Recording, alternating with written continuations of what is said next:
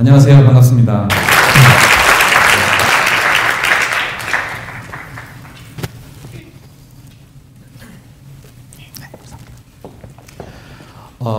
먼저 저 이렇게 훌륭한 자리에서 좋은 행사 할 수 있도록 저희 초대해 주신 그 김준 사장님이랑 홍승님께 너무 감사드립니다. 대표님 지금 홍승님 분들 한번 손 좀 들어주세요. 저희 이렇게 도와주시는 분들 밖에 다 계시나요? 네. 뒤에 계시는데. 하지만 다시 한번 감사해요. 저 대표님 저 뒤에 계시네요. 감사드립니다. 그 실리콘밸리 이야기를 이제 시작할 텐데 저는 제 얘기를 많이 안 할 거고요. 이제 실리콘밸리 얘기를 좀 소개를 먼저 드리고 그리고 이제 또 같이 오신 세 분들이 이제 본인의 얘기를 할 건데 실리콘밸리 이거는 샌프란시스코의 야경입니다. 야경으로 해서 저는 이제 실리콘밸리 얘기를 할 거고 이제 뭐 무슨 그림이죠? 네, 제가 좋아하는 그림입니다. 왜 실리콘밸리 얘기한다면서 왜 갑자기 유치 나왔을까요? 그 윷놀이 하면 뭐가 제일 중요하죠? 네? 아니 독에 걸리는 것 중에 뭐가 제일 중요하죠? 뭐가 제일 중요하다고 생각을 하죠. 하지만 제대로 하려면 도도 필요할 때도 있고 개도 필요할 때도 있고 백도도 해야 되고 근데 혹시나 여러분이 살고 있는 지금 한국 사회는 다들 유시나 뭐만 해야 되고 도나 개를 하면은 뭔가 떨어지는 그렇게 인식되는 곳이 아닌가.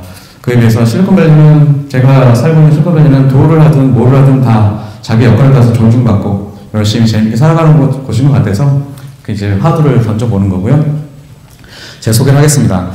저는 한국에서 이제 대학교를 연대에서 지질학을 공부를 했고요. 전혀 관계없는, 그러니까 제가 지금 하는 거 관계없는. 그리고 미국 가기 전에 지금의 그 LG CNS라는 회사에서 그때 이제 사실 이제 시스템 엔지니어, 이제 프로그래머로 이제 일을 했었고요. 그리고 이제 미국에 이제 스탠퍼드 대학에 유학을 가서 커뮤니케이션을 했습니다. 이제 우리나라 말하면 무슨 신문 방송, 언론 홍보 뭐 그런 전공인데 전혀 관계 없죠. 지금 세 가지가. 네. 그리고 이제 거기서 석사 공부를 하고 이제 IT 컨설턴트로 지금 이제 15년 정도 일을 하고 있습니다. 제 얘기를 했으면 되게 저도 재밌겠는데 제 얘기는 방을 세워야 되거든요. 그래서 20분 동안이 너무 짧고 이따가 Q&A 때 저한테 궁금한 거 있으면 물어주시고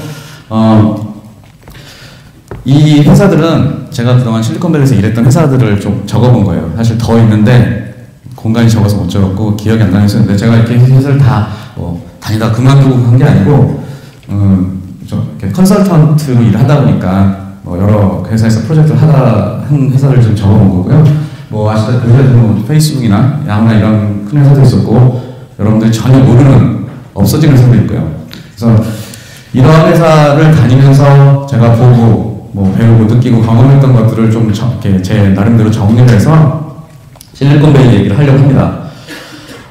실리콘밸리 일단 이거는 실리콘밸리 혹시 와보신 분? 언제 왔어요?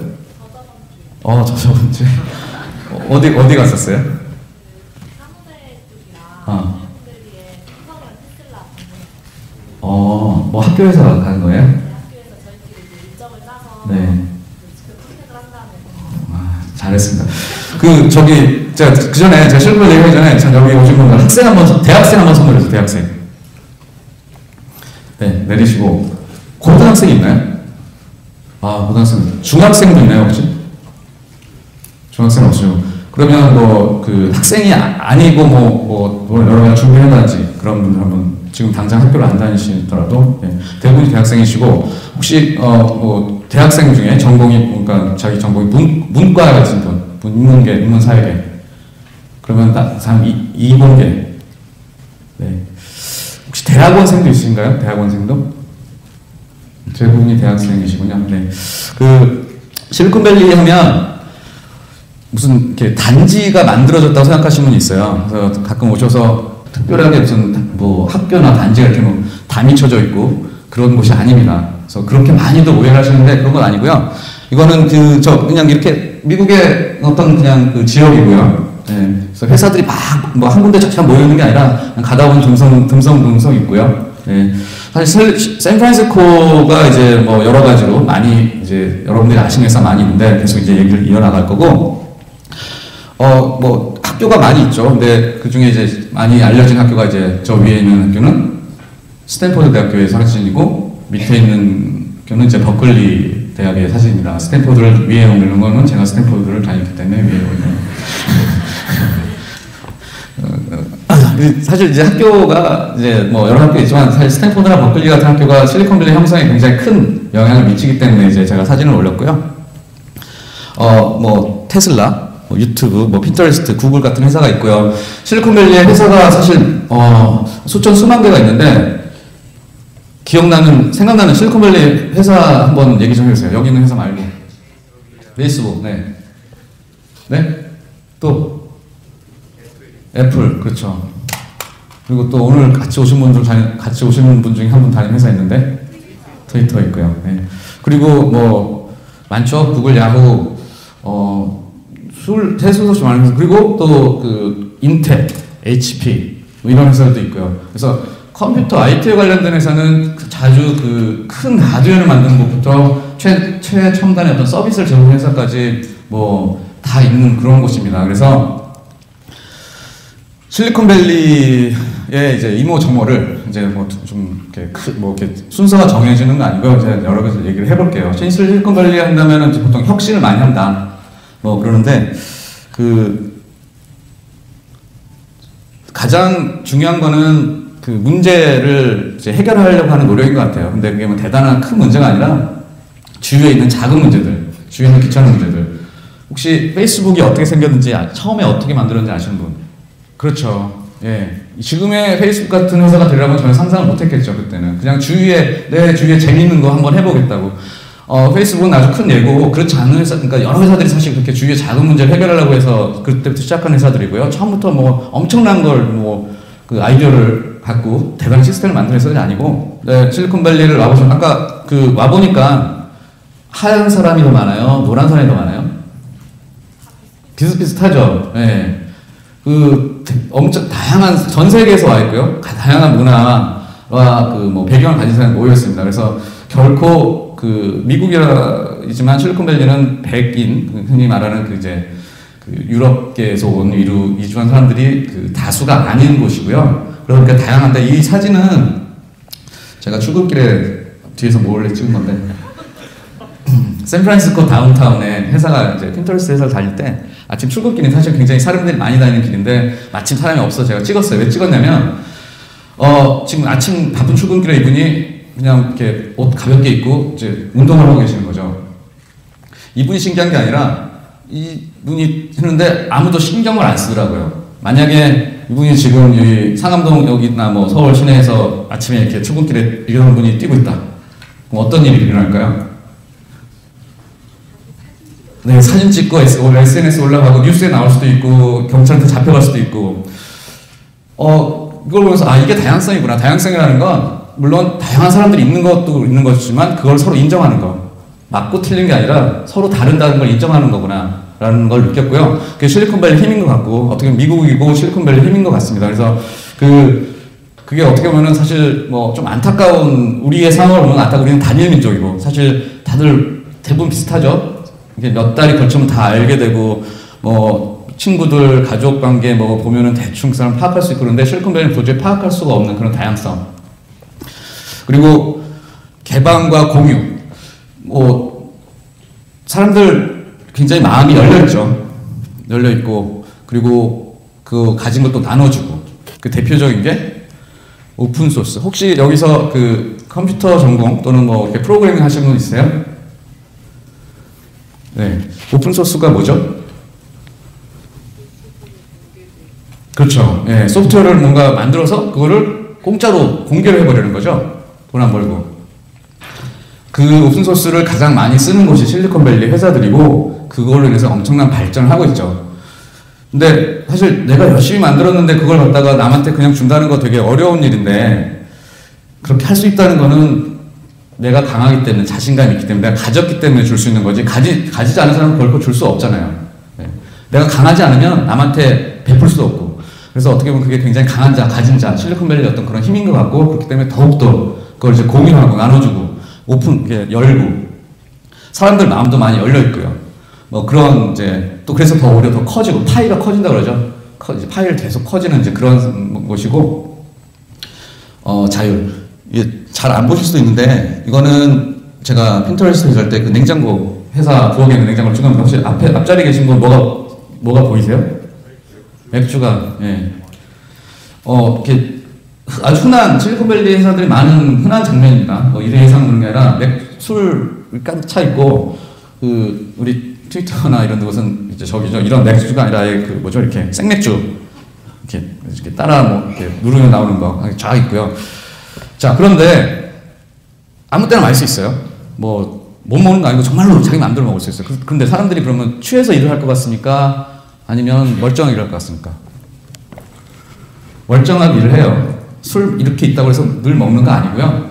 그냥 이게 자기가 알아서 먹는 거예요. 그래서 자유가 주어지지만 그걸 자유율로 보답하는 곳이 실리콘밸리의 어떤 그 문화인 것 같아요. 그래서 강요하고 못하게 하고 하게 하고 그거보다는 알아서 다 하게 하는 하지만 책임은 자기가 지는 그런 얘기를 하려고 이제 이 사진을 한 거고요.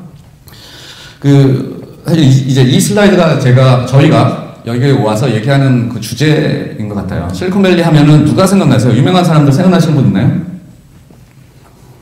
스티브 잡스 또 네? 빌 게이츠. 그렇죠. 빌 게이츠는 사실 이제 마이크로소프트는 이제 실리콘밸리가 아니라 좀 더 올라간 시애틀에 본사가 있는데 하여튼 뭐 빌 게이츠도 그 부류에 넣을 수 있고요. 또 마크 저커버그나 유명한 사람들 많이 있잖아요. 구글을 만든 사람들. 윤종경. 누구세요? 저기 상품권 선물 아니 손 좀 들으세요. 예. 이게 그렇게 대답하시면 제가 그 다음 대사가 안 맞는데. 왜냐면 제 다음 대사가 저 아세요라고 하는 거거든요. 저랑 이렇게 같이 오늘 아까 인사하신 세 분은 모르잖아요, 지금. 실리콘밸리 이렇게 똑똑하고 뭐 엄청난 천재들만 있는 게 아니라는 얘기를 하고 싶은 거죠. 다 평범한 사람들이 일을 합니다. 평범한 사람들이 하고, 물론 거기에 스타가 있죠. 하지만 스타들은 손으로 셀 수 있는 거고요. 대부분 그냥 평범한 사람들이고, 여러분 같은 사람들이죠. 근데 왜 그 사람들이 실리콘밸리 혁신, 뭔가 막 이렇게 멋진 걸 만들어낼까? 그게 저는 긍정과 신뢰의 힘이라고 생각합니다. 아까 다양성 얘기했는데, 사람을 알 수가 없어요. 판단할 수가 없습니다. 이 사람이 도대체 어떤 생각을 갖고 있고, 스펙이라고 그러죠. 우리 흔히 말하는 스펙으로 도저히 사람을 판단할 수 없고, 판단하려고 하지도 않고요. 가장 중요한 건 그 사람의 실력이고, 그 사람이 얼마나 주어진 일을 잘 하느냐라는 거기 때문에, 이력서에도 사진 아직도 혹시 붙이십니까? 요즘에? 취업할 때? 사진 붙이나요? 예. 사진은 안 붙이거든요. 예. 사진 안 붙이고, 그리고 그 업무와 관련된 거 외에는 이력서에 쓰질 않습니다. 가족관계, 취미, 뭐 이런 거. 그건 안 쓰거든요. 판단하기가 어렵죠. 그러니까 이 업무적인 건 판단할 수 있지만 그 외에 이 사람이 사실 인성보다는 정말 앞으로 어떻게 할지를 잘 판단하기 힘들기 때문에 어떻게 하냐면 믿고 씁니다.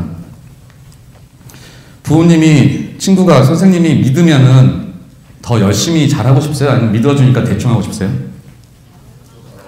믿어주면 더 잘하고 싶은 게 사람 마음이죠. 착한 보통 일반적인 사람은.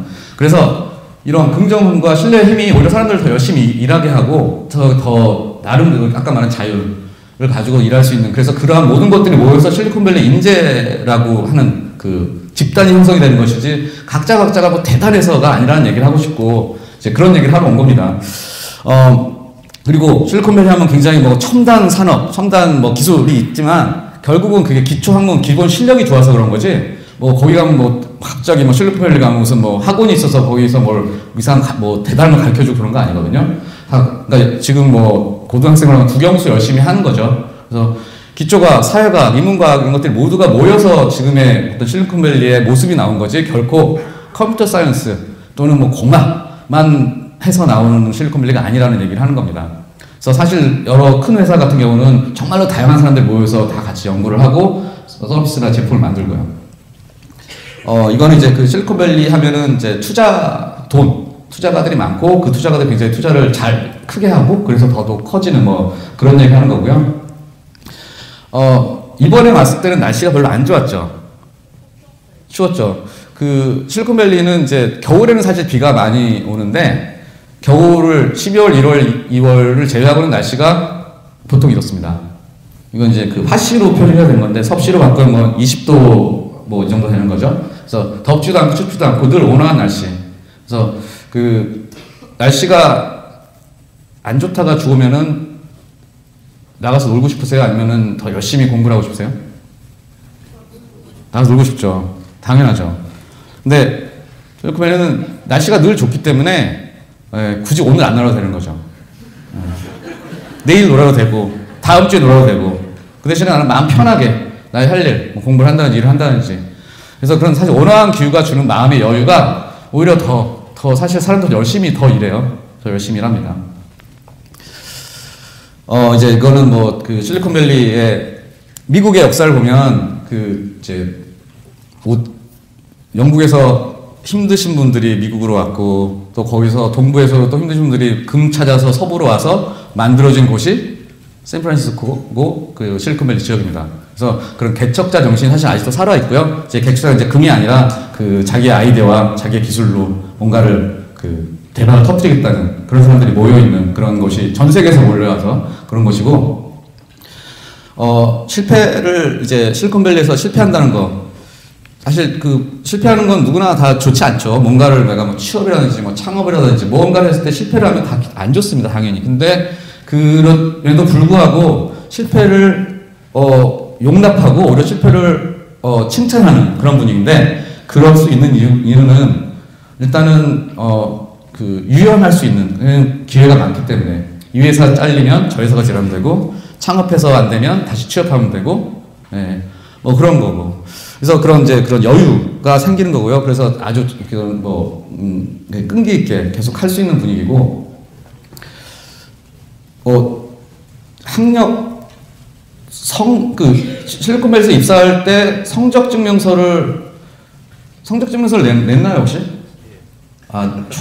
최초 입사는 그럴 수도 있죠. 신입사원 입사할 때는 근데 대부분은 그 성적 증명서나 학력 사실 학교도 안 볼 때도 있고요. 예. 그게 중요한 게 아니기 때문에 이 사람이 아까 말했지만 얼마나 그 업무에 잘할 수 있는지 때문에 우리가 흔히 생각할 수 있는 객관적 기준 학력, 성별 또 심지어는 사실 언어까지 영어를 아주 잘 못해도 업무만 할 수 있으면은 그게 중요한 거지. 언어는 커뮤니케이션이기 때문에. 그래서 그런 우리가 흔히 생각할 수 있는 차별과 편견은 참 찾아보기 힘들어요. 없진 않습니다.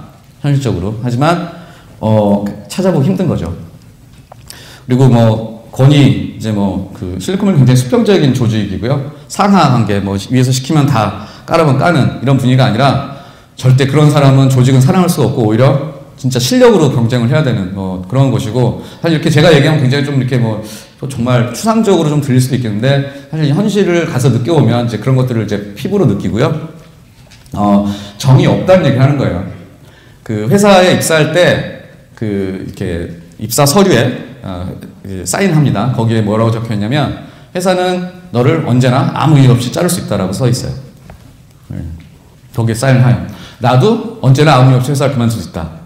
그래서 정말로 그런 일이 일어납니다. 하지만 아무 이유 없이 사람을 해고하지는 않겠죠. 뭔가 문제가 있기 때문에 해고하는데 아무도 말을 못하죠.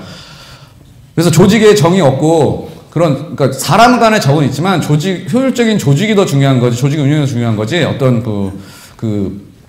우리가 흔히 생각할 수 있는 그 노조가 있는 회사는 실리콘밸리는 없어요. 뭐 그게 맞다 틀리다를 얘기하는 게 아니라 그런 분위기라는 거고요. 이제 제 얘기를 슬슬 마치는데, 실리콘밸리는 돈을 많이 받습니다. 엔지니어들 특히 돈 많이 받는데, 아마 대졸 이제 프로그래머들, 이제 좋은 큰 회사, 뭐 하여간 뭐 여러 회사 가서 프로그래머들 하면은 철우님 원봉이 얼마인지 내가 모르지만, 보통 뭐 한 10만 불, 그러니까 1억 정도, 초봉이, 뭐 그렇게 될 수 있는데, 거기서 왔다 갔다 할 수 있겠죠. 근데 문제는 비싸요, 워낙에. 아파트, 이렇게 그쵸, 원룸이라고 하는 거, 그럼 샌프란시스코에 한 달에 2, 3천 불 내야 되거든요. 300만원? 그래서 그 계산해 보시면 그렇게 돈 많이 안 남고요. 실리콘밸리라는 일터는 그냥 이런 곳인 것 같아요. 제가 일을 해보니까 이렇게 눈치 보지 않고 그냥 원하는 대로, 근데 그래서 더 열심히 일하는 게 되는 곳인 것 같고요. 억지로 누가 시켜서가 아니라. 그리고 마지막 주력에서 한 게 이제 재미와 의미를 같이 찾는 것. 재미와 의미를 같이 찾는 거 생각해보면 되게 쉬운 게 아니에요. 재밌는 일이 뭐죠? 뭐가 재밌어요?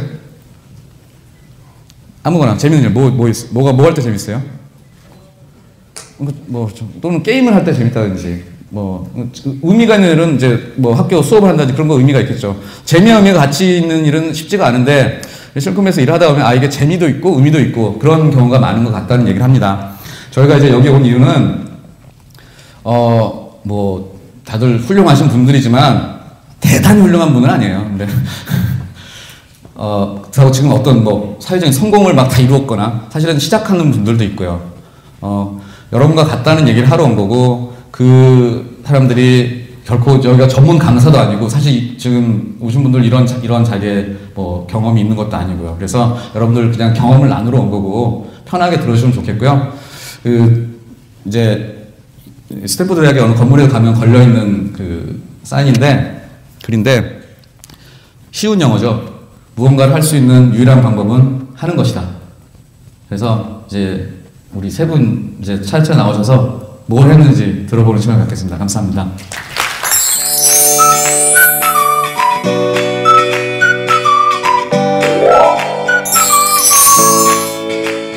반갑습니다.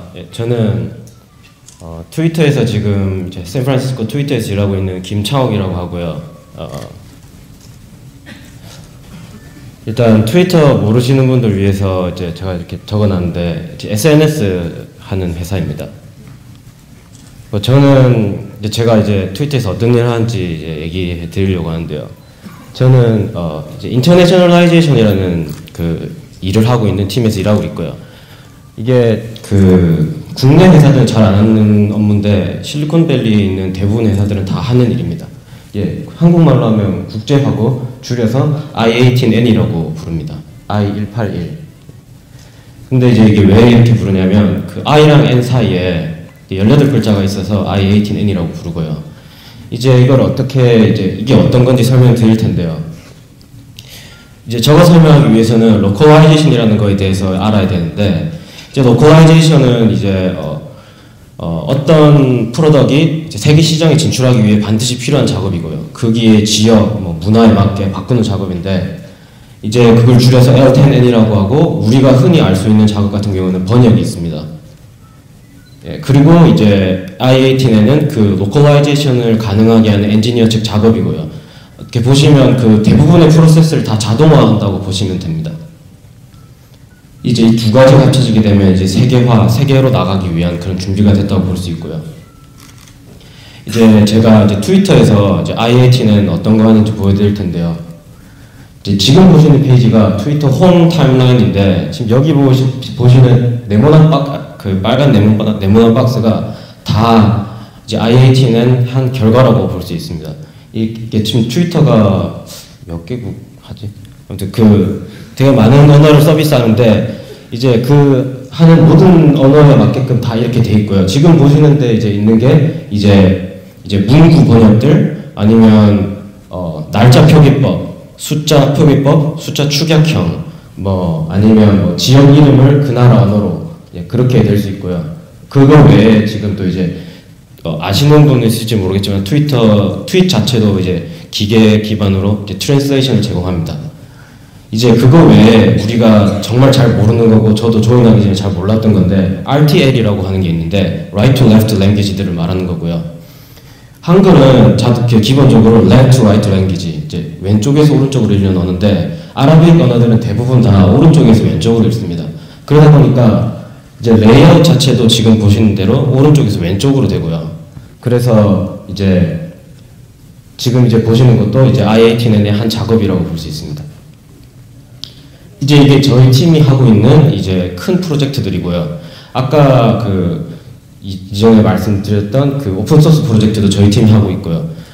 그리고 이제 트위터 번역센터가 있고 트윗 번역기가 있는데 이제 트위터 번역센터 같은 경우는 아까 보셨던 화면에 나오는 그런 모든 문구들, 이용 약관이라든지 이런 것들을 유저들, 이제 트위터 사용자들 아니면 컨트랙터들, 이제 번역하는 사람들이 전문 번역가들이 와서 번역을 쉽게 할 수 있게 도와주는 이제 크라우드 소스 기반의 그 트랜슬레이션 플랫폼이고요. 그리고 이제 제가 어떻게 이렇게 이제 이런 일을 하는 트위터에 오게 됐는지 이제 말씀드리려고 하는데, 일단 제 유년기를 얘기하면 들으셔서 아시겠지만 저는 부산에서 쭉 자랐고요. 제 유년기는 정말 이렇게 즐겁게 살았습니다. 예.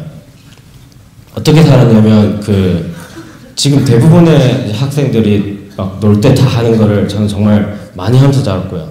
뭐 그런 거 말고도 뭐 시골에서나 볼 수 있는 뭐 개구리 잡고 뭐 그런 것도 고등학교 때까지 계속 했고요. 그리고 그런데 다행히 제 부모님은 뭐 어떻게 보면 방생했다고도 할 수 있지만 제가 알아서 할게라고 하면 항상 부모님이 믿고 맡겨주셔서 예 그냥 알아서 잘 살았습니다. 네, 그러다가 동아대학교 부산에 있는 전자전기 컴퓨터 공학부에 합격하게 됐고, 이제 거기 들어가서 그냥 들어가서 되는 대로 살았고요. 그런데 거기서 이렇게 살다가 처음에 우연히 장학금을 받게 됐는데, 이게 높은 장학금도 아니고 그냥 저 제일 낮은 학급 장학금을 받았는데, 그 장학금을 그때 당시 장학금이라는 개념이 잘 없었는데 돈을 공부를 하니까 돈을 주네라는 생각에 돈에 대한 집착은 제가 좀 있었거든요. 그래가지고 공부를 되게 열심히 했습니다. 딱히 뭐 하고 싶은 건 없었는데 돈을 받고 싶어서 공부를 했고요. 예, 그래서 딱히 이제 학부였는데 학과 선택할 때 가고 싶은 학과는 없었습니다. 그러다가 이제 1학년 끝나고 그냥 군대 가게 됐고, 군대 끝나고 돌아와가지고 공부하다가 공부를 하는데 이제 뭐 전자, 전기, 컴퓨터를 다 공부를 해봐도 그냥 좀 더 깊이 배우고 싶다는 생각을 하게 됐고요. 그리고 그런 과정에서 뭐 전공도 사실 그냥 제 친구가 선택했거든요. 컴퓨터학과 가라고. 그래서 친구가 내서 컴퓨터학과 가게 됐고, 이제 그래도 막연하게 근데 대학교 끝나면 그냥 대학원을 가야겠다. 그럼 대학은 서울로 유학을 가야겠다라고 생각을 했고, 유학을 가려고 이제 서울로 유학을 가려고 이제 서울에 계시는 분들은 유학이라고 웃으시겠지만 부산은 유학이거든요. 그래서 이렇게 막 알아보다가 먼저 간 선배랑 얘기를 했는데, 먼저 간 선배가 네가 만약에 석사부터 시작하면 자기가 가봤는데 생각하는 것만큼 모든 에너지를 공부하는데 다 쏟아붓기 힘들다라고 해서, 그래서 그러면 유학 가는 게 어떻겠냐라고 해서 집에 가서 이제 우리 집의 재정을 담당하시는 어머니께 나 외국으로 유학 가도 되냐 그러니까, 그러면 되게 비웃으시면서 그냥 건성으로 갈 수 있으면 가보라고 그랬거든요. 그래서 그냥 준비하게 됐고요. 그렇게 해서 이제 친구 통해서 우연히 듣게 된 게 이제 아일랜드 교환학생 프로그램입니다. 아일랜드 이게 왜 틈새 시장이냐면, 그때 당시에 사실 다 미국으로 유학 가려고 하지, 교환학생 가려고 하지, 아일랜드는 잘 안 가는 데였거든요. 그리고 저도 저런 나라가 있는지 잘 몰랐고요. 그리고 이게 생긴 지 제가 감히 2기였던 번수라 사람들도 잘 모르고, 그래서 갈 수 있으면 아마 그것이지 않을까 싶어서 설명회를 가게 됐는데, 그때 당시 제 스펙은 정말 하찮은 스펙이었거든요. 공부를 열심히 해서 돈 받으려고 학점은 좋았는데, 근데 토익은 315점이었거든요. 이게 안 내니만 못한 점수라서 그래서 안 냈어요. 안 냈고, 그리고 토플 점수는 없었고요. 그런데 이제 설명회 갔는데 그때 거기에 아일랜드 측 공대 학장님이 와서 이제 얘기하셨는데, 학장님이 되게 기분이 좋으셨나봐요. 자리에 사람들이 꽉 찼었거든요. 그래가지고 기분 좋으니까 오늘 이거 끝나고 여기 온 사람들 다 교환학생 프로그램 인터뷰하자. 그래가지고 저는 서류는 그런 식으로 대충 넘겼고요. 그래가지고 이제 면접을 보러 갔는데, 면접을 보러 갔을 때 정말 재수 좋은 일이 저한테 생긴 게, 화장실에 볼일 보러 갔는데 그 전에 면접 보고 온 사람들이 하는 얘기를 들었는데 뭘 물어봤는지 얘기를 하더라고요. 그래서 저거 준비하겠다. 그래서 준비해가지고 면접 보러 들어가서 그냥 아일랜드 발음이 되게 이상하거든요. 막 이렇게 뭉쳐서 던지는 식의 영어라서, 그래서 무슨 말인지 못 알아듣는데 그냥 제가 하고 싶은 말만 했어요. 그냥 나는 공부하는 게 재밌고 이런 학문에 대한 열정이 있다. 그래서 나는 대학교를 졸업하면 외국으로 갈 생각이 있는데 이 기회가 나한테 정말 좋은 기회가 될 것 같다. 그래서 합격했습니다. 그런데 아일랜드 그래서 이제 가게 됐는데 아일랜드에서 제가 이제 보낸 그 1년은 1년짜리였거든요. 진짜 정말 지금도 친구들 만나면 하는 얘기인데 가장 행복했고 자유로웠던 시간이었습니다. 거의 대부분의 시간을 여행하면서 보냈고요. 그리고 파티 되게 많이 갔고요. 거의 일주일에 2번에서 3번 갔거든요. 그 하우스 파티. 그렇게 가면서 그 영어 스피킹이 되게 많이 늘었어요. 아까 보셔서 알겠지만 영어 바닥이었거든요. 바닥이었는데 가서 술 마시면서 놀면서 영어가 진짜 많이 늘었어요. 말만, 생활 영어만. 그렇게 해서 이제 아일랜드 교환학생이 끝나고 한국을 돌아오면서 외국에 있으니까 되게 나랑 잘 맞는 것 같다라는 생각에 뭐 공부는 안 하고 많이 놀았는데 그런 생각에 유학 준비를 하게 됐고요. 본격적으로. 그래서 이제 부산에서 이제 유학을 가려니까 대학원으로 미국에 유학을 가려면 미국이 아니라 사실 유럽도 그런데 기본적으로 토플은 필요하고요. 이제 그거 외에 GRE라는 시험이 있는데 이제 저거는 대학교를 졸업한 어느 나라의 사람이든 기본적인 소양을 갖추고 있는지를 테스트하는 시험이고요.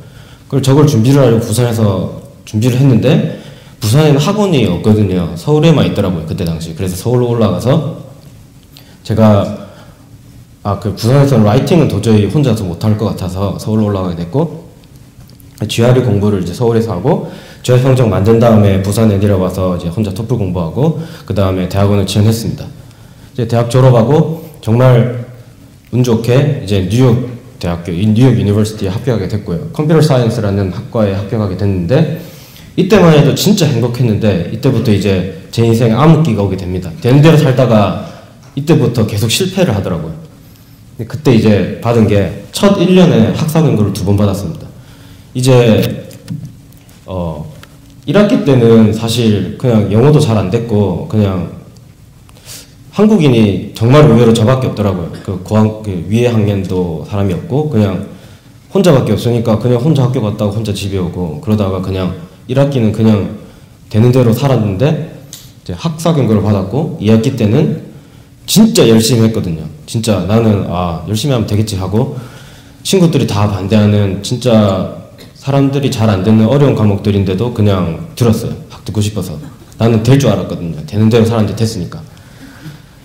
근데 이제 학고를 2번 받게 됐고요. 그래서 이제 잠정적으로 퇴학이 결정됐는데 정말 그 학고 받으면 그 편지에 그렇게 날아와서 적혀져 있거든요. 너 이제 퇴학당하면 몇 주 내로 나가야 된다. 미국을 떠나라. 이렇게 됐는데 진짜 암울했어요. 그때 지금 동생이 와 있는데 동생이 그때 미국 놀러 온다고 그랬었는데 그때 막 드는 생각이 동생 놀러 오는데 그 전에 나 퇴출당하면 어쩌지?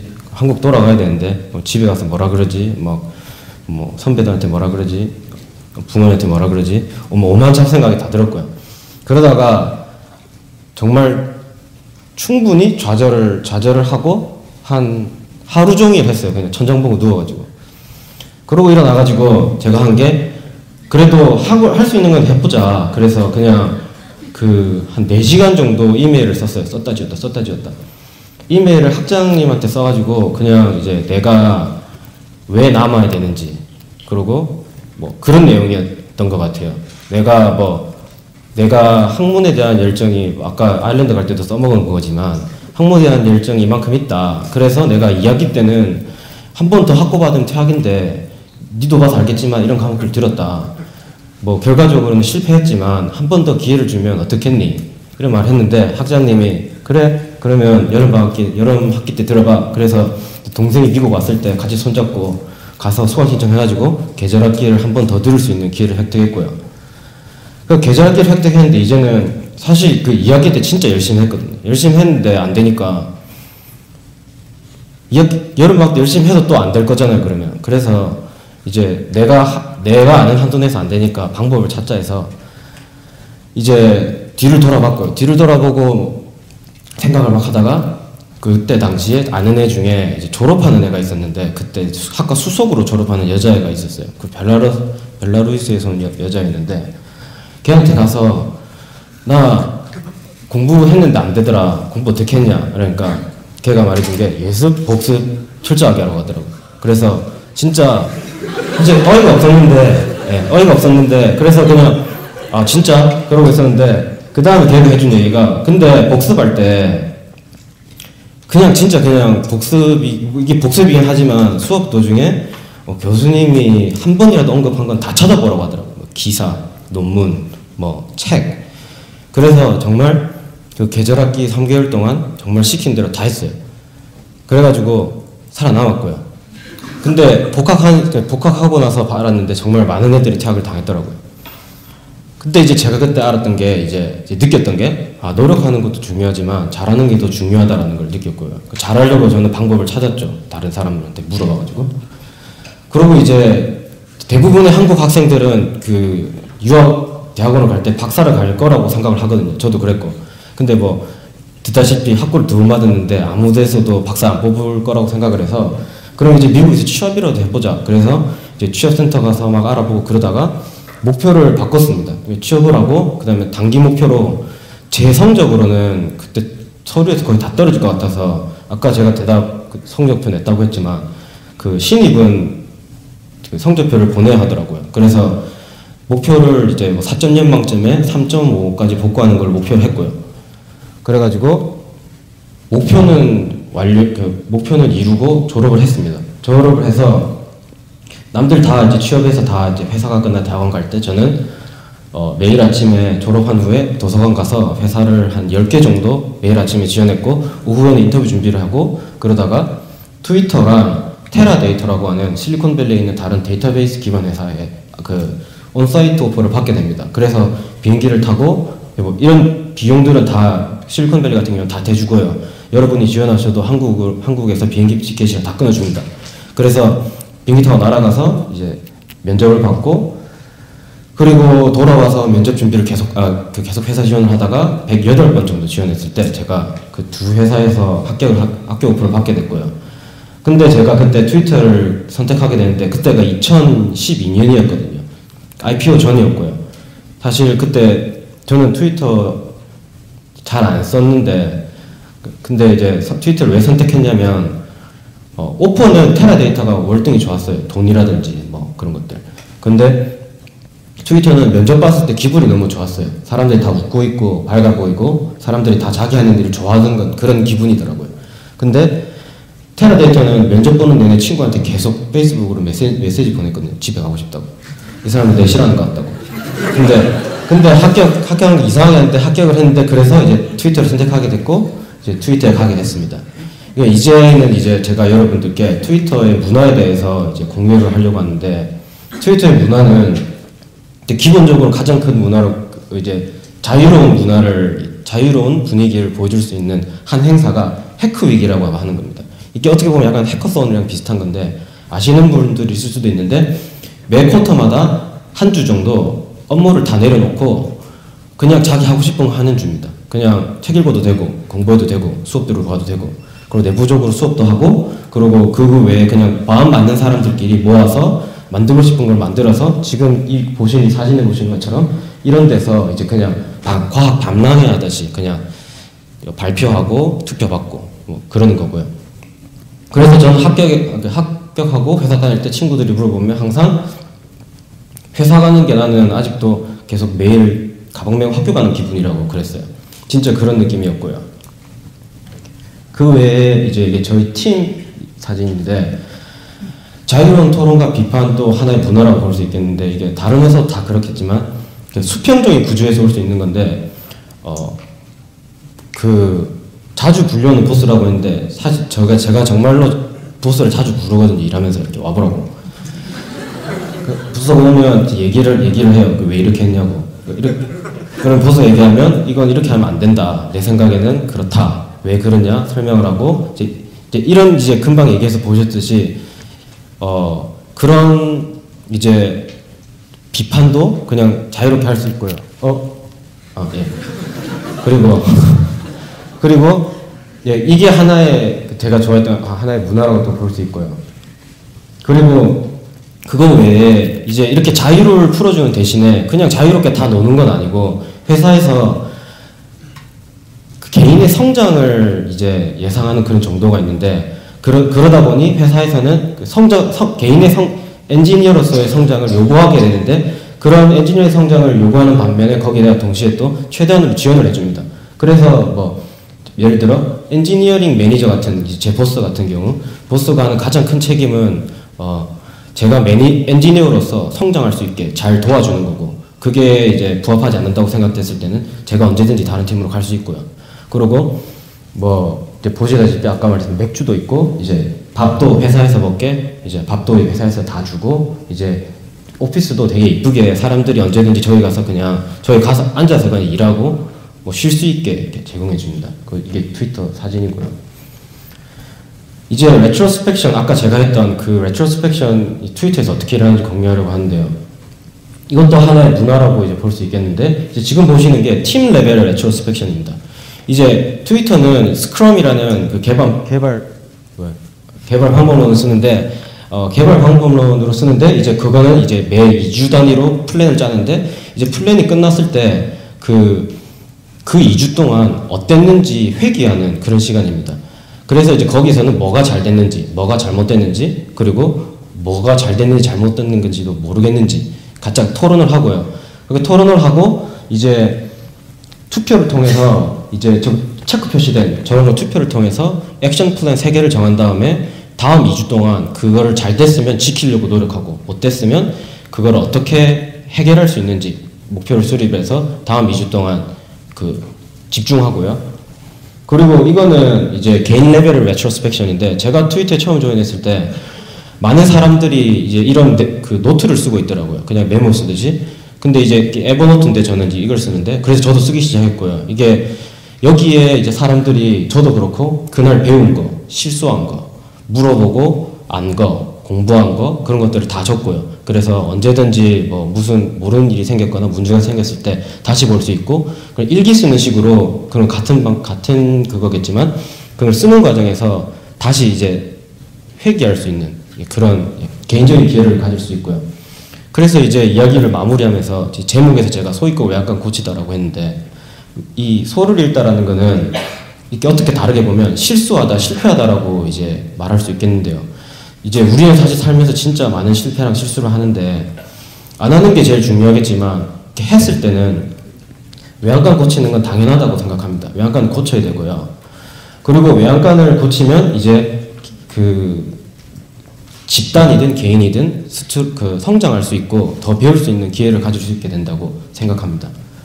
레트로스펙션 이제 외양간 고치다라는 게 이제 그 레트로스펙션 한 부분을 볼 수 있겠는데요. 이게 사실 실수 안 하더라도 아까 그날 배운 거 아니면 그날 이제 뭐 실수한 것 그런 것들을 이제 정리를 하는 식으로 실수하지 않더라도 그냥 자주 시간을 가져서 자기가 이전에 어떤 일들을 했는지 뭐가 잘못됐는지 잘못됐다면 그런 거를 어떻게 하면 바꿀 수 있을지 그리고 그런 의지를 가지고 바꿀 수 있는 노력을 다 같이 가졌으면 하는 마음에 여기 와서 이렇게 얘기를 드립니다.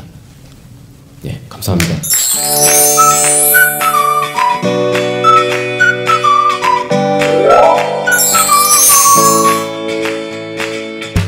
네, 안녕하세요. 반갑습니다. 저는 김수견이라고 합니다. 저는 실리콘밸리에서 UX 디자이너로 일하고 있고요. 오늘 여러분한테 나눌 얘기는 UX 디자이너, 실리콘밸리 IT 중심의 기업이 많은 곳인데요. 거기서 UX 디자이너로서 어떤 여정을 걸었고 그것을 3가지 키워드로 나눠보려고 합니다. 먼저 물음표, 그리고 느낌표, 쉼표인데요. 이 3가지가 어떻게 저의 여정에 영향을 미쳤는지 나눠보겠습니다. 여기는 이 사진은 제가 찍은 실리콘밸리의 중심 도시 샌프란시스코고요. 여기 보시는 이 건물 많이 아시죠? 구글, 애플 등의 많은 회사들이 여기서 신제품을 발표하고 또 컨퍼런스를 하는 모스코니 센터입니다. 제가 있는 곳이 실리콘밸리 샌프란시스코인데요. 간단히 저의 소개를 하면 저는 UX 디자이너고요. 유저 익스피리언스 디자이너입니다. 한국에서 홍익대학교 산업디자인을 전공했고 또 미국에서는 카네기 멜론 대학에서 인터랙션 디자인을 공부했습니다. 구글, 마이크로소프트, 인투잇 등에서 IT 회사죠. IT 회사에서 디자이너로 일을 했고요. 그리고 최근 5년은 유니버시티 오브 피닉스에서 유저 익스피리언스 디자이너로 일하고 있습니다. 제가 사실 이 물음표를 준비하면서 가장 중요하다고 생각하는 것 중에 하나인데요. 뜬금없긴 하지만 저는 이렇게 회사에서 일하다가도 가끔 이렇게 창문 보고 이런 생각을 해요. 나는 왜 여기에 있지? 나는 누구지? 이런 생각을 많이 해요. 굉장히 뜬금없고 좀 엉뚱하기도 하지만 이 생각을 하는 것, 이 질문을 갖는 게 사실 제가 지금까지 디자인을 하는 과정 중에서 굉장히 중요했던 키워드였던 것 같아요.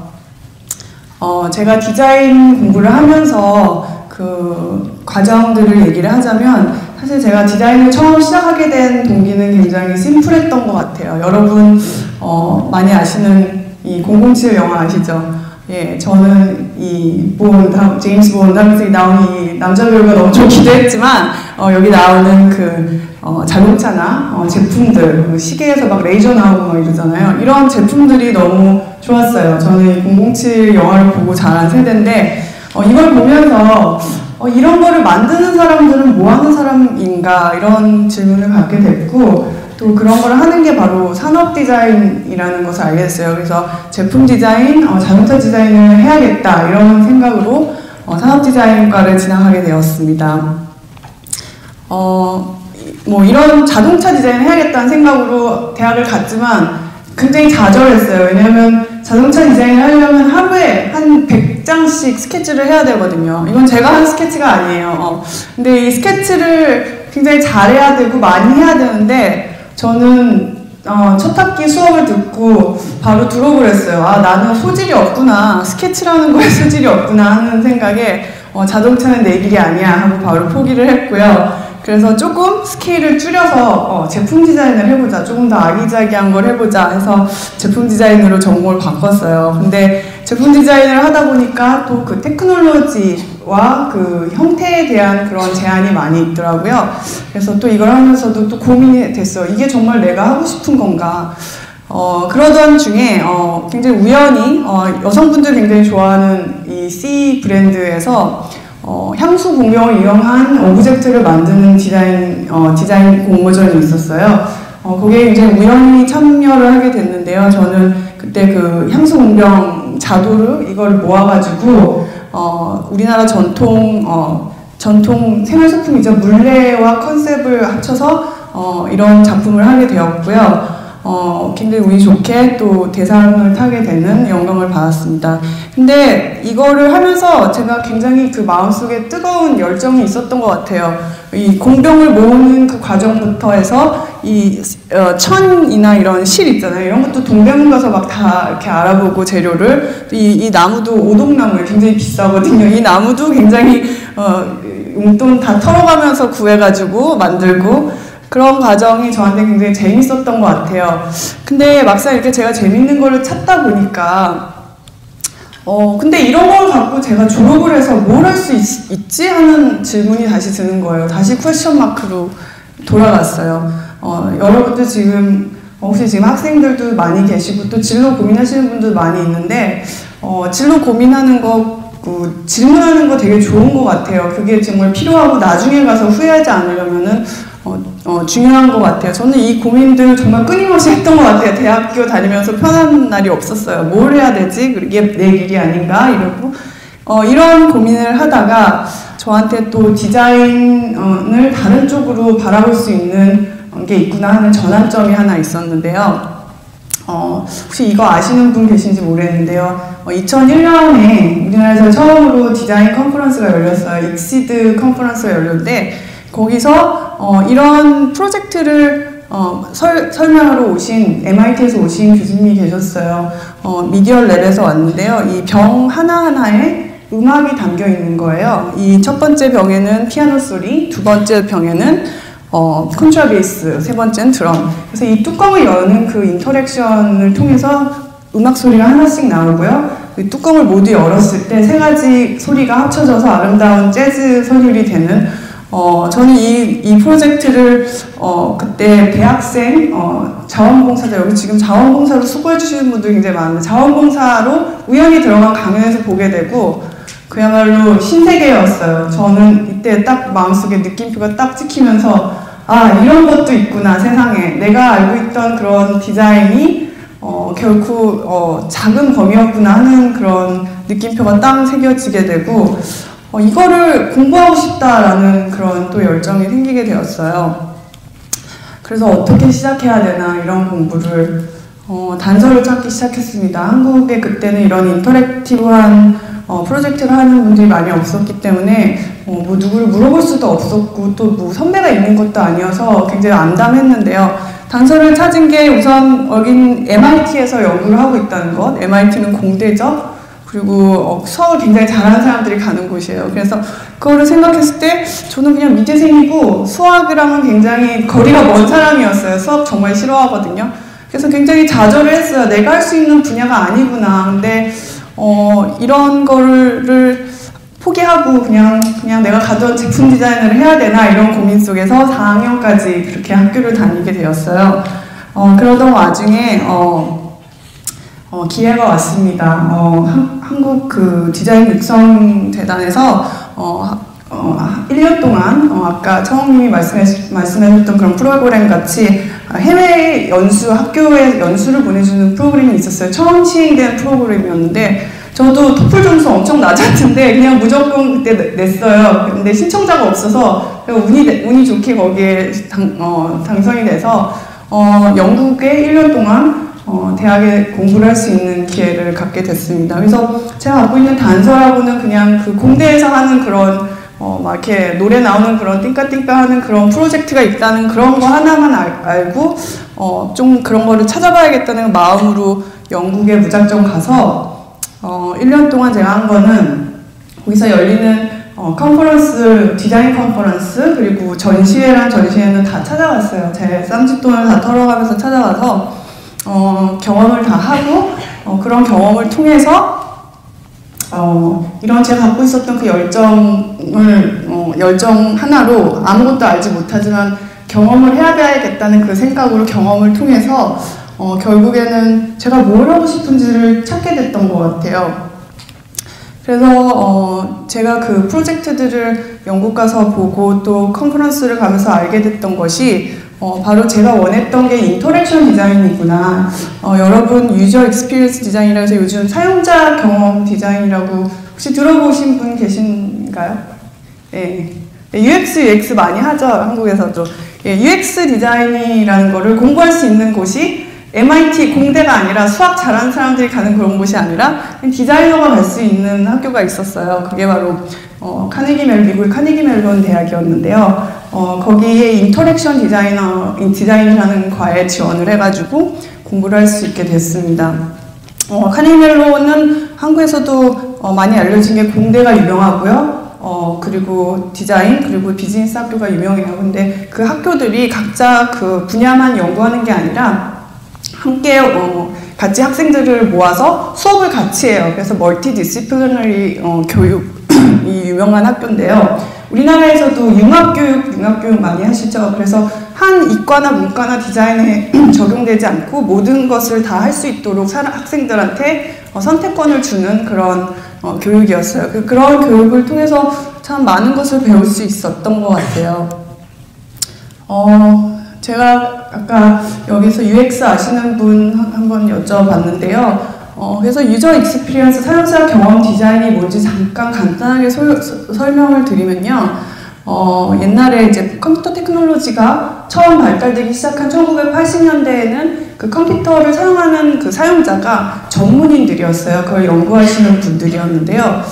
그래서 그 사용자가 굉장히 제한되어 있었고 사용자가 편하게 사용할 필요가 없었어요. 근데 요즘 시대에는 이 테크놀로지가 이제 일상으로 다 들어왔기 때문에 컴퓨터 지식이 없는 우리 같은 일반 사람들도 편하게 그 테크놀로지를 쓰고 이용할 수 있도록 해주는 그런 사용성을 높여주는 것이 바로 사용성 경험의 디자인이에요. 유저 익스피리언스 디자인이라고 하는데요. 이런 UX 디자인을 하면서 제가 찾게 되면서 제가 실리콘밸리에서 잡을 잡게 됩니다. 그래서 UX 디자인이 지금 많이 거론되는 UX 디자인이 실리콘밸리에서 어떤 역할을 했고 또 혹시 지금 뭐 UX 디자인을 하고 싶으신 분이나 또 그쪽으로 관심 있으신 분들을 위해서 좀 설명을 해드리면요. UX 디자인이 사실 지금 IT가 몰려있는 그 실리콘밸리에서 굉장히 중요한 역할을 하고 있어요.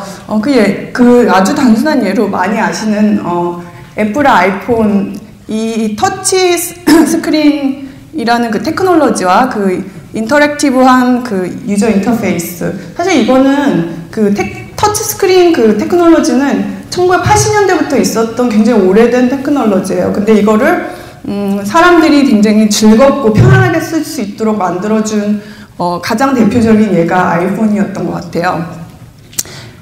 그리고 또 다른 예로는 UX를 서비스로 풀어낸 예가 바로 에어비앤비예요. 샌프란시스코는 굉장히 집값이 비싸요. 그리고 호텔비도 비싸죠. 근데 그런 것을 창시자가 그런 것을 생각했을 때 내가 갖고 있는 빈 방을 사람들한테 빌려주고 그것을 연결해주는 서비스를 만들자. 그래서 모바일 앱 서비스를 시작한 게 에어비앤비고 이게 그 UX 디자인에서 서비스 측면에서는 굉장히 성공한 사례로 많이 얘기들을 하고 있어요. 그러면 제가 하고 있는 일은 에듀케이션 분야인데요. 그 유니버시티 오브 피닉스는 대학 교육의 혁신을 이룬 학교로 많이 유명한데요. 이 학교를 창업하신 존 스펄링 박사님은 버클리에서 본래 교수님이셨고요. 그 교수님으로 학생들을 가르치면서 느낀 게 왜 막 학생들이 4년 동안 대학에 매여가지고 그 많은 투션을 써가면서 시간을 낭비해야 되나 이런 생각에 좀 더 많은 사람들한테 대학을 오픈하고 그리고 이 대학 교육을 보급할 수 있으면 어떨까 이런 생각으로 1980년대에 온라인 교육을 시작하신 분이에요. 어떻게 보면은 그 교육계의 스티브 잡스라고 많이 알려져 있는데요. 이분이 처음 그 실리콘밸리에서 유니버시티 오브 피닉스 대학의 초반을 만들었고요. 그리고 1988년도에 그 본사를 이전해서 피닉스로 이전해서 이 학교 이름을 이렇게 바꾸게 됩니다. 제가 여기서 하고 있는 이 슬라이드는 뭐 간단히 얘기하면 학생 수 25만 명, 교수 2만 명, 캠퍼스가 미국 전역에 200개 정도 있는 세계에서 가장 큰 규모의 대학이고요. 제가 여기서 UX 리드로 하고 있는 일은 교육 쪽의 이노베이션을 담당하고 있어요. 그래서 아까 그 창업자분이 생각했던 그 비즈니스 모델을 그대로 가지고 학생들이 온라인 대학 교육과 그리고 오프라인 캠퍼스에서 동시에 진행하면서 그 가장 빠른 시간에 공부를 할 수 있도록 그걸 연구하는 일이었어요. 그래서 가장 최근에 했던 프로젝트는 타블렛 프로젝트인데요. 죄송합니다. 학생들이 그 웹이나 그 장소에 구애받지 않고 언제 어디서나 로그인 해가지고 같은 팀 동료들과 채팅을 하고 또 실시간으로 동영상을 보면서 토론을 하고 그렇게 수업을 진행할 수 있고요. 또 교수와 그 1대1 연결이 바로 되어서 그 커뮤니케이션을 좀 더 강조한 그리고 시간과 장소에 구애받지 않도록 서비스를 제공하는 거에 목표를 두고 이 타블렛 어플리케이션을 디자인하였습니다. 그리고 또 이런 디자인 서비스를 함으로써 좋은 것은 그 각각의 학생들이 데이터가 저장이 되기 때문에 그 데이터를 분석해서 그 학생들의 그 프로그레스를 보여줘요. 그리고 그 학생들한테 가장 적합한 프로그램이 무엇인지 그리고 그 프로그램을 했을 때 어느 시간 내에 학교를 마칠 수 있는지 이런 분석까지 해주기 때문에 교육의 퍼스널라이징이 가능하게 되었던 것 같아요. 여기까지가 제가 지금 하고 있는 일이고요. 이야기를 마치면서 사실 쉼표가 가장 중요한 것 같다고 강조를 드리고 싶은데요. 앞에 말했던 그 물음표 그리고 또 저한테 열정을 갖게 했던 그 느낌표를 또 계속해서 가능하게 했던 게 쉼표였던 것 같아요. 쉼표의 얘기를 잠시 하자면 제가 대학원을 마치고 바로 처음 가게 된 직장은 그 보스턴에 있는 마이크로소프트 리서치 랩이었어요. 그 랩은 제가 그때 대학교 때 그 병 프로젝트를 보고 충격을 받았던 그 MIT 바로 옆에 있었고요. 그리고 리서치 랩이었기 때문에 자기가 하고 싶은 디자인, 연구하고 싶은 거를 마음껏 할 수 있는 펀드가 있는 그야말로 꿈의 직장이었어요. 거기서 이제 너무 재밌게 그 직장 생활을 하다가 눈앞이 깜깜해지는 소식이 들려옵니다. 2008년에 미국의 그 뉴욕 증시가 붕괴되고 굉장히 경제가 어려워지면서 회사들이 많이 문을 닫았어요. 그때 저희 그 팀도, 그 리서치 팀도 팀 전원이 하루아침에 정리해보라고 하죠. 레이오프를 당하는 그런 일이 생깁니다. 근데 저는 그때 학교를 마치고 워크비자로 회사에 있었기 때문에 학교를 마치고 보통 외국인들은 회사에서 스폰서를 해줘요, 비자를. 그래서 워크비자로 일을 하게 되는데, 그럼 워크비자의 사람들은 만약에 회사를 그만둔다, 그럼 바로 강제로 가야 됩니다, 한국에. 그래서 감사합니다.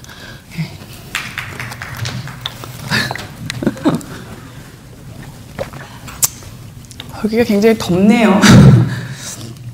그래서 갑자기 슬픈 얘기하니까 물을 갖다 주시니까 목이 갑자기 덤해네요. 그래서 그때 그 팀이 없어지고 제가 한국과 보스턴을 왔다 갔다 하면서 굉장히 좌절을 했어요. 이제 끝인가? 나는 이제 어디서 직장을 다시 잡아야 되나? 이런 좌절을 했는데, 그래도 계속해서 한국과 그리고 미국의 그 잡을 어플라이를 하면서 한 6개월의 시간을 보내게 되었어요. 저희가 원치 않는 쉼의 시간이 주어진 거죠. 근데 보통 많은 사람들이 원해서 쉬는 경우는 별로 없는 것 같아요. 우리 삶이 너무 바쁘잖아요. 그래서 원치 않는 경우에 쉼을 많이 하게 되는데요. 저 역시도 그랬어요. 그래서 이렇게 바쁘게 한국과 보스턴 그리고 또 이 샌프란시스코 그리고 이쪽에 그 인터뷰가 오면 이렇게 왔다 갔다 많이 하면서 다녔어요. 그때 너무나 다행이었던 것은 그때 경제가 조금씩 회복이 되면서 실리콘밸리 쪽에 기회들이 많이 나기 시작한 거예요. 그래서 그때 인터뷰를 보러 참 많이 다녔는데요. 그때 굉장히 느꼈던 거는 실리콘밸리의 기업 문화가 확실히 다르구나 하는 걸 느꼈어요. 우선은 제가 그 레이오프 당했다고 해서 굉장히 주눅들고 막 슬퍼하고 있었는데 그런 거에 그 회사들은 개의치 않더라고요. 레이오프가 굉장히 너무 당연한 거고 너무 비일비재한 일들이었고요. 그것보다는 이 사람이 그 전에 회사에서 무슨 일을 했는지 그리고 무슨 열정을 갖고 어떤 열정을 갖고 앞으로 일을 하고 싶은지 그거를 굉장히 중점적으로 보는 것이 그 실리콘밸리의 기업 문화였어요. 그래서 그 인터뷰 과정 가운데서도 저는 사실 굉장히 많이 배웠고요. 그리고 이렇게 결국에는 샌프란시스코에 다시 직장을 잡아서 정착을 하게 됐습니다. 아까 얘기했듯이 그 쉼의 시간이 저희한테 굉장히 중요한데요. 많은 경우 우리가 그 쉰다 그리고 쉬지 않잖아요. 근데 사실 그게 필요한 것 같아요. 우리가 열심히 달리다 보면은 방향성을 많이 잃고 또 어떨 때는 내가 어디로 보이는지 모르게 되는 경우가 많이 있거든요.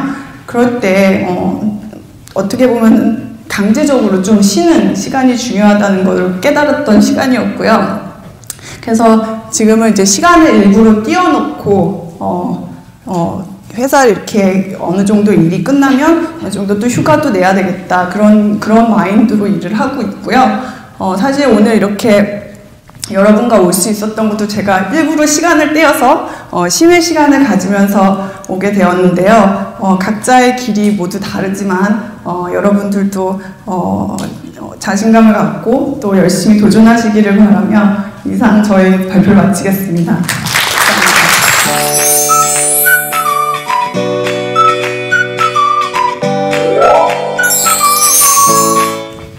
네, 안녕하십니까. 저는 실리콘밸리 페이스북에서 소프트웨어 엔지니어로 일하고 있는 천인우라고 합니다. 제가 이 발표를 준비하면서 제 인생을 길지는 않지만 인생을 뒤돌아보는 시간을 갖게 됐는데 제 인생에는 결정을 내려야 되는 순간들이 많았던 것 같아요. 근데 그 순간순간마다 제가 깡 따고 있는 결정들을 많이 내려서 그런 에피소드들을 좀 공유하기 위해서 이 자리에 섰습니다. 왜 안 되지? 이거 안 되는데요. 이걸로 할까요? 일단 저에 대해서 짧게 소개를 드리자면 뭐 실리콘밸리에서 지금 일하고 있다고 해서 되게 특별한 삶을 산 건 아니고요. 저는 해외 대학에 진학하기 전까지는 그냥 한국에서만 쭉 산 거의 19년 한국에서만 살았고 그런 의미에서 순수 한국인이라고 적은 거고 굉장히 전형적인 한국 학생이었어요. 물론 창욱이 형처럼 개구리 잡거나 이런 걸 하진 않았지만 그래도 평범한 범위 내에서 살았던 학생이었고요. 어렸을 때부터 미국이나 영국 선진국에 대한 동경이 좀 있었어요. 그래서 항상 미국 대학을 진학하고 싶었고 그런데 그거를 얻기 위해서 특별한 걸 한 게 아니라 여기 계신 많은 분들처럼 뭐 집에 있다가 학교 갔다가 학원 갔다가 시간 되면 또 집에 오고 또 학교 갔다가 또 학원 갔다가 또 집에 오고 그냥 이런 삶을 계속 살았던 것 같아요. 근데 그런 평범한 삶 속에 좀 평범하지 않았던 게 있다고 생각하는데 그거는 두 가지. 저에겐 꿈이 있었고 깡이 있었어요. 너무 상투적인 얘기라서 좀 웃겼는데 네, 꿈은 이제 모두 다 아시겠지만 이제 깡이란 무엇이냐 그리고 중요하게는 저에게 깡이란 무엇이냐 그 말씀을 드리고 싶은데 제가 국어사전에서 깡이 있는지도 몰라요. 그 깡이 그래서 무슨 뜻인지 정확히 모르고 대신에 저한테 깡은 재고 따지지 않는 거라고 생각해요. 그 선택을 내려야 될 때 A냐 B냐 선택을 해야 될 때 뭐 A의 좋은 점이 뭐고 나쁜 점이 뭐고 B의 좋은 점이 뭐고 나쁜 점이 뭐고 이거를 생각해서 결정을 내리는 게 아니라 그냥 제가 원하는 결정을 내려요. 일단 한 10분 내로 그리고 나서 결정을 번복하는 경우도 거의 없습니다. 왜냐면은 재고 따지는 시간이 너무 아까워서. 근데 그 시간을 오히려 노력으로 환산을 시켜서 제 결정이 올바른 결정이 되도록 하게 하는 것 그게 깡이라고 생각합니다. 그래서 그 깡을 부린 결과 저는 제가 원하던 학교에 진학을 하게 됐고요. UC 버클리에서 컴퓨터공학을 전공했고 4년 동안 장학금을 받고 다녔습니다. 그리고 졸업한 후에 페이스북이라는 회사에 입사했고 지금 1년 반 정도 일하고 있습니다. 그래서 페이스북이라는 회사에 대해서 간략하게 설명을 드리고 싶은데 이거는 내부 자료는 아니고 항상 분기마다 나오는 자료인데 가장 최근에 나온 자료예요. 한 달에 16억 명이 쓰는 지구상 최대의 앱이고요. 페이스북이라는 회사 내에는 왓츠앱이라는 회사도 있고 인스타그램이라는 회사도 있고 오큘러스라는 회사도 있습니다. 이렇게 많은 유저를 보유하고 있고요. 이거는 저희 회사 전경인데 건물들 중 하나예요. 이걸 왜 보여드리냐면은 저기 왼쪽 상단에 보시면 해커라고 써있죠. 빨간색 글씨로. 저희 회사가 해커 문화에 기반을 둔 회사거든요. 저희 창립자인 마크 주커버그도 해커 출신이고 근데 해커라고 해서 되게 나쁜 뭐 카드 정보 빼오는 이런 해커들이 아니라 회사의 맥락에 있어서 해커라고 하면은 제 생각에는 뭐 회사에서 시키는 일을 맹목적으로 하는 사람이 아니라 창의력을 발휘해서 자기가 하고 싶은 일을 한다. 그리고 무슨 일을 할 때 이걸 완벽하게 끝내야지 라고 생각하고 하는 게 아니라 일단 이거를 끝내고 자기가 원하는 거를 이루고 뒷수습은 나중에 하자. 이런 컬처를 가지고 있는 회사고요. 회사 전체의 본사에는 건물이 한 11개가 있는데 페이스북 로고를 볼 수가 없어요. 그것은 왜 그러냐? 회사에서 그 사원 개개인한테 소속감을 되게 주기 싫어한다고 하더라고요. 소속감을 주게 되면 창의성이 떨어지고 뭔가 조직의 일원으로 이제 뭔가 organized 된 행동을 해야 된다. 그거를 줄이고 창의력을 장려하기 위해서 회사의 로고를 일체였고요. 그래서 비지터들이 놀러 오면 사진을 어디서 찍을지 몰라 하더라고요. 이제 에피소드들을 좀 나누고 싶은데 뭐 첫 번째 에피소드는 제가 미국 대학에 어떻게 진학하게 됐는가에 대한 에피소드입니다. 저는 제 8살 때 모습인데 이 나이 때 이미 유학을 결심했어요. 이 나이 때 제가 빨리 결정한다고 말씀드렸는데 8세 때 유학을 결정하시는 분은 많이 없을 거예요. 이때 미국이란 나라가 있는지는 알았지만 그게 무슨 나라인지 뭐 누가 대통령인지 미국 유학이 얼마가 드는지 하나도 모르는 상태에서 그냥 엄마한테 무조건 미국 유학 가겠다. 근데 엄마도 몰랐나 봐요. 얼마 비싼지. 그래서 그래 가라. 그게 제 깡따구 첫 번째 시작이었어요. 그래서 이제 준비를 하기 시작했죠. 뭐 한국에서만 살았기 때문에 제 주변에 있는 것들은 뭐든 다 했던 것 같아요. 유학에 필요한 뭐 영어 공부, 수학 공부 닥치는 대로 다 했고 그 주변에 동네에서 있는 뭐 대회도 다 나왔어요. 수학 경시 대회, 과학 경시 대회. 이거는 영어 웅변 대회에 나간 모습인데 뭐 그렇게 그냥 주변에 있는 것들을 하면서 준비를 했던 것 같아요. 뭐 특별한 걸 준비하는 게 아니라 그렇게 준비를 했고 이제 고등학교에 진학해서 진짜 대학을 가야 될 때가 왔는데 이제 현실적인 벽이 보이는 거죠. 근데 현실적인 벽은 돈이었습니다. 대한민국에 4년 유학 보냈는데 몇 억씩 드리고 그거를 빚을 안 지고 보낼 수 있는 집안이 많이 없을 텐데 저희 집안도 그 평범한 집안들 중 하나였고요.